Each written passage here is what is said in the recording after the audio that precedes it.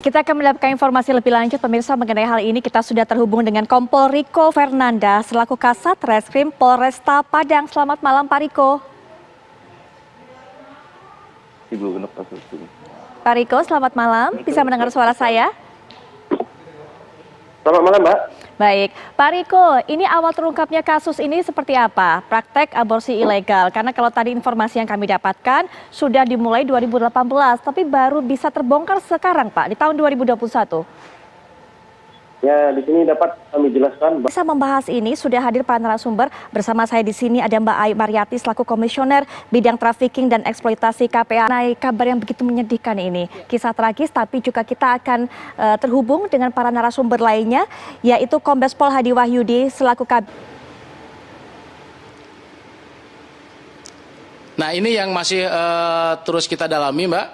Karena sampai dengan saat ini penyidik kami intens melakukan pemeriksaan terhadap pelaku yang berinisial Asin ini. Sudah berapa tahun atau sudah berapa lama sebenarnya A ini menjalankan praktek seperti ini, Pak Hadi?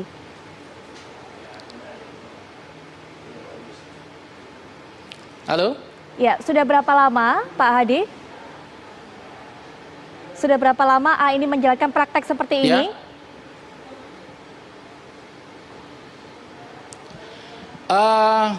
Dari pengakuan kami, jadi yang sudah kami amankan saat ini bayi berumur 14 hari dan kita sudah titipkan di Rumah Sakit Bayangkara untuk dirawat sebagaimana mestinya. Karena kondisi awal pada saat transaksi itu dilakukan oleh si pelaku dengan anggota kita, kondisinya cukup memprihatinkan. Baik, motifnya selain motif ekonomi Pak, dari agen ini? Ya, motifnya dari hasil pemeriksaan si pelaku ini untuk mencari keuntungan. Jadi dia membeli dengan harga 5 juta, kemudian melakukan transaksi dia jual dengan harga 28 juta. Baik, Pak Hadi, kita tahan dulu. Kami akan istirahat sejenak, tapi setelah itu mungkin nanti Pak Heru bisa berikan pandangannya termasuk catatan dari Mbak Ai, karena begitu miris kasus ini. Sesaat lagi kami akan segera kembali. Mendengarkan bagaimana keterangan disampaikan oleh Kabid Humas dari Polda Sumatera Utara. Karena ada supply, ada demand. Banyak juga artinya yang menjadi pasar atau menjadi konsumen dari penjualan bayi ini. Melihatnya seperti apa, Pak Heru? Ya, ini yang sampai dari keluarga, maka ini pintu masuk dari peristiwa yang harus kita ungkap. Dan saya melihat bahwa situasi perdagangan anak dengan kedekatannya pada praktek-praktek eksploitasi dalam tindak perdagangan manusia itu sangat dekat. Jadi kita harus menyamakan persepsi ini sehingga anak-anak kita ya, apalagi ini sangat bayi gitu, tidak bisa melepaskan diri dan lain sebagainya.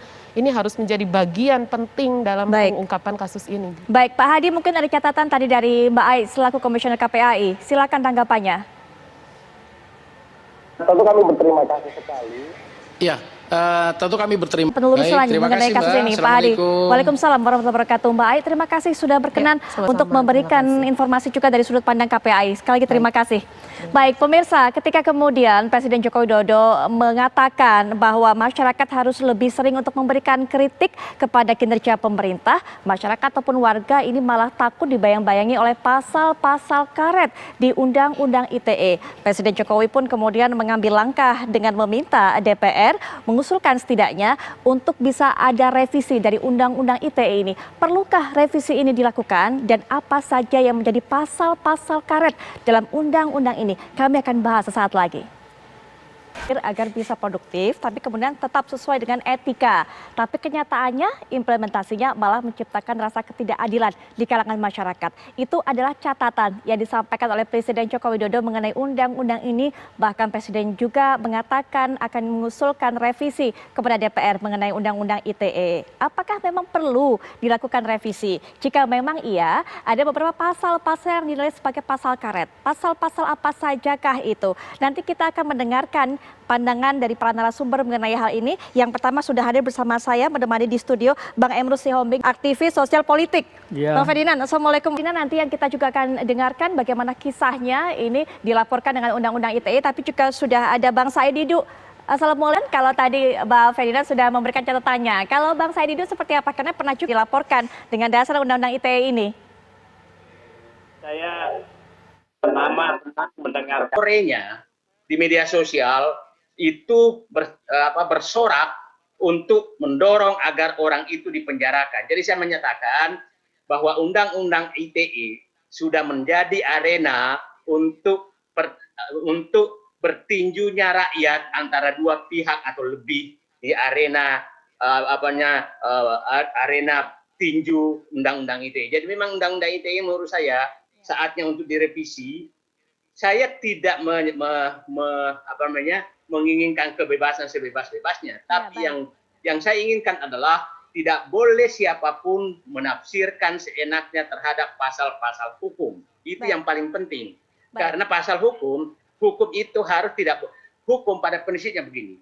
Hukum itu istilahnya kalau kita merumuskan suatu hukum kebijakan, mohon maaf, setan pun tidak bisa menggunakan untuk menggiring orang masuk neraka. Itu pentingnya menurut saya hukum untuk penegakan hukum. Jadi jangan menyatakan bahwa tidak ada pasal karet. Betul-betul pasal karet di Undang-Undang ITE. Baik Bang Said Didu, ini bisa sangat lebar penafsirannya pasal-pasal Undang-Undang ITE. Termasuk tadi Abang juga menyebutkan pihak penyidik saja mengalami kesulitan dalam menafsirkannya secara pas begitu. Nanti Pak Ito juga selaku mantan Kabar Reskrim bisa memberikan pandangannya mengenai hal ini. Tapi setelah jeda, kami akan segera kembali saat lagi. Baik, kita kembali lanjutkan perbincangan. Mungkin menyambung tadi apa yang sudah sempat saya sampaikan sebelum jeda, Pak Ito, bahwa penafsiran dari pasal-pasal Undang-Undang ITE ini merupakan hal yang krusial. Tadi ada catatan dari Bang Said Didu bahwa pihak penyidik saja juga mengalami kesulitan untuk bisa memberikan penafsiran yang pas terhadap pasal-pasal ini. Bang Ferdinand juga bilang bahwa pasal-pasal Undang-Undang ITE ini begitu karet, bisa melar, dipanjangkan, bisa dipendekkan, bisa dilebarkan, juga begitu bisa sangat objektif begitu. Silakan pandangannya mengenai hal ini, Pak Ito. Terima kasih Pak Viola. Bagaimanapun juga penyidik Polri itu mengalami kebingungan untuk bisa menerapkan beberapa pasal tersebut. Sehingga apa yang disampaikan oleh Pak Said Didu dan juga Pak Ferdinand, ada beberapa laporan yang sampai saat ini menggantung. Ini adalah satu janji daripada Pak Kapolri akan segera menyelesaikan kasus-kasus yang menggantung dalam rangka memberikan kepastian hukum kepada masyarakat. Karena kita tidak bisa membiarkan saja kasus-kasus ini tidak jelas apakah memenuhi unsur pidana ataukah tidak. Nah, sekarang kalau untuk masalah pasal karet, ini adalah merupakan ranah daripada DPR. DPR sendiri sudah mengatakan bahwa DPR akan mengawal janji dan menagih janji Kapolri untuk bisa bagaimana melakukan upaya penegakan hukum. Tetapi harus kita sadari bahwa kalau saya bicara dari segi komunikasi, karena ini bidang saya, ada yang dikenal dengan filsafat komunikasi, yaitu ontologi, epistemologi, dan aksiologi. Baik. Nah, di sini persoalan aksiologi, penerapan daripada komunikasi itu di ruang publik. Artinya bahwa memang kita bebas menyampaikan pesan di ruang publik, tetapi harus ada juga aturan atau katakanlah etika dan sopan santun yang harus kita taati. Kenapa? Kalau kita sebebas-bebasnya seperti itu, apa yang terjadi nanti? Kenapa? Komunikasi itu bisa berkomunikasi, berarti ada konsep-konsep yang digunakan yang belum diturunkan pada level yang operasional. Sehingga orang bisa menafsirkan berbeda-beda. Misalnya pencemaran nama baik, katakanlah menakut-nakuti, dan lain-lain sebagainya. Ini harus operasional. Memang kita tidak setuju apa yang disebut dengan menakut-nakuti atau pencemaran nama baik, tidak boleh. Tetapi harus kita turunkan pada level yang terukur, sehingga nanti tidak serta-merta ada merasa terganggu, dilaporkan dan lain-lain sebagainya. Nah, oleh karena itulah saya pikir sangat tepat. Tetapi ketika ini dilakukan harus kita revisi mulai dari pengantar. Memang ketika kita berkomunikasi di atas itu, kita harus mempunyai kedewasaan berkomunikasi. Sering kita dengarkan kedewasaan psikologi, kedewasaan katakanlah kedewasaan demokrasi, kedewasaan politik. Demokrasi juga komunikasi juga kita harus dewasa. Artinya kita harus menggunakan diksi-diksi yang menghargai orang lain. Misalnya, bukankah sering kita dengar ada ungkapan dari seseorang misalnya dungu misalnya. Ini tidak sesuai dengan etika atau katakanlah yang disebut kemanusiaan yang adil dan beradab. Jadi kemanusiaan kita harus beradab di bidang komunikasi. Jadi tidak bolehlah menggunakan diksi-diksi tertentu yang membuat pihak lain tidak nyaman. Oleh karena itu, saya kira perlu kita dukung Bapak Presiden Joko Widodo, ini perlu direvisi. Tapi saran saya kepada pemerintah, ketika nanti ini direvisi, mohon para komunikoh Indonesia sebagai pakar di dalamnya nanti, sebagai kajian akademik. Supaya karena ini persoalan komunikasi. Ya, dilibatkan juga ya. Betul, kenapa saya katakan itu? Diksi, kata, simbol tak bermakna. Tetapi manusia memberikan makna terhadap simbol. Hanya orang komunikasi yang bisa mengkaji ini sehingga kita bisa melahirkan. Saya hanya punya kesempatan untuk memberikan closing statement pada para narasumber. Mungkin Bang Ferdinand bisa diberikan, apalagi sebagai sosok yang aktif di medsos, catatannya revisi apa sebenarnya yang diperlukan? Ya, bagi saya sebetulnya tetap bahwa undang-undang ini sangat diperlukan ada untuk mengawal bangsa ini ya, karena dengan ada upaya tidak karet dan diatur di situ barometer apa yang harus digariskan di mana seseorang melakukan penghinaan, pencemaran nama baik atau ujaran kebencian, barometer yang perlu sehingga penyidik pun seperti yang disampaikan Bang Said Didu tadi tidak pusing untuk menafsirkan ketika di undang-undang itu sudah jelas barometernya. Yang dimaksud ujaran kebencian ini, yang dimaksud pencemaran nama baik ini, dan siapa yang berhak melaporkan kan harus diatur juga. Karena banyak sekarang kan sesuatu pernyataan pendapat orang seperti saya tidak menyebut orang bahkan ditarik-tarik ke dirinya, saya dilaporkan. Hal-hal seperti ini kan adalah upaya-upaya untuk mengkriminalisasi orang. Nah, ketika barometernya ada, tolak ukurnya ada di undang-undang itu, maka ya kita berharap semua tidak ada. Dan tadi dari Bang Ferdinand dan juga tentunya dari Bang Emrus, mungkin Bang Said Didu juga bisa berikan catatan.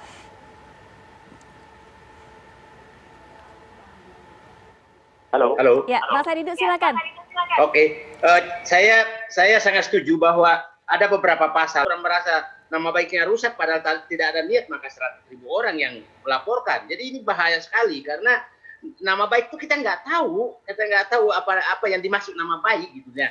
Jadi menurut saya itu harus ditafsirkan secara detail apa yang dimaksud ujaran kebencian, apa yang maksud merusakkan nama baik, dan lain-lain, kemudian unsur syarat seperti apa itu harus didetailkan supaya tidak ada menafsirkan. Sekarang karena menafsirkan boleh siapa saja, maka muncul profesi pelapor. Profesi pelapor. Orang bermimpi pun dilaporkan dan diperiksa juga oleh polisi. Orang yang mengarang buku pun dilaporkan dan diterima juga oleh polisi. Jadi ini bahaya sekali nanti. Saya pernah bicara waktu saya masih belum paham apa-apa, anak kecil, Said Didu pernah bicara begini, dilaporkan juga. Itu bahaya sekali. Menurut saya katakan, kalau memang negara ini baik, maka ini saya bilang arena tinju rakyat segera harus dibubarkan oleh Bapak Presiden. Kalau perlu munculkan dulu Perpu, ada Prof Mahfud MD di dalam, biarkanlah Prof Mahfud MD menyusun Perpu itu untuk mempercepat. Karena saya mohon maaf, saya agak kecewa karena DPR sekarang dia lihat rakyat sudah saling beradu di arena tinju, mereka diam 1000 bahasa dan tidak melihat ini permasalahan. Padahal rakyat sudah diadu domba oleh undang-undang ITE. Itu saja Mbak. Ini semakin cepat semakin bagus. Baik. Bayangkan aja Mbak, Pak JK sudah nggak ngerti cara itu kan menyampaikan kritik. Pak Suciandi sudah ketakutan. Rizal tadi sudah toko-toko pun itu sudah ketakutan dengan undang-undang ITE. Kenapa diam? Ini harus segera. Baik, Pak Ito mungkin penutup. Mbak Viola, saya kira bagi Polri selaku aparat penegak hukum yang di dalam KUHAP mau menegakkan hukum dengan memberikan kepastian dan rasa keadilan. Oleh karena itu, undang-undang yang harus ditegakkan, ya khususnya dalam hari ini ITE, tentunya kita perlu mendapatkan satu undang-undang yang tidak menimbulkan multitafsir ataupun menimbulkan sesuatu yang mungkin bisa merugikan orang lain ya, atau digunakan untuk mengkriminalisasi seseorang. Polri tentunya harus bersifat profesional, ini harapan dari kita tentunya Mbak. Langkah Kapolri sendiri mungkin Bang Emrus, kalau dari informasi terbaru yang kami dapatkan bahwa menindaklanjuti apa yang diinginkan oleh Pak Presiden ini berupaya untuk memilih-milih kasus, lebih memilah-milah, kemudian juga mengupayakan upaya mediasi terlebih dahulu sebagai awalan, kemudian juga ada standarisasi untuk bisa seragam yang namanya tafsir ini. Polri, dia katakan tadi persuasi, diturunkan suatu kementerian tertentu untuk memberikan pencerahan tentang media. supaya masyarakat tahu bagaimana menggunakan media ini secara dewasa. Tugasnya Menkominfo harusnya untuk saya kira masyarakat itu bisa lebih ditugaskan nanti terliterasi. di dalam pasal itu, literasi media seperti itu, sehingga masyarakat punya kesadaran yang tinggi tentang bermedia ini, sehingga tidak semudah itu ketika ada di kepalanya atau kemudian ada informasi lalu di forward kepada orang lain. Kedewasaan berkomunikasi, literasi media menjadi sesuatu yang penting. Demikian. Baik, kita sudah dapatkan catatan-catatan mengenai revisi dari Undang-Undang ITE ini dari para narasumber. Terima kasih Bang Emrus kehadirannya, Mbak Ferdinand juga terima kasih. Bang Said Didu terima kasih, Pak Ito juga terima kasih sudah menyediakan waktu untuk bisa terlibat dalam perbincangan ini dengan kami. Dan pemirsa jangan beranjak dulu, kami akan sajikan kabar terbaru dari longsor yang terjadi di Nganjuk, Jawa Timur dan juga rangkaian kabar-kabar menarik lainnya sesaat lagi.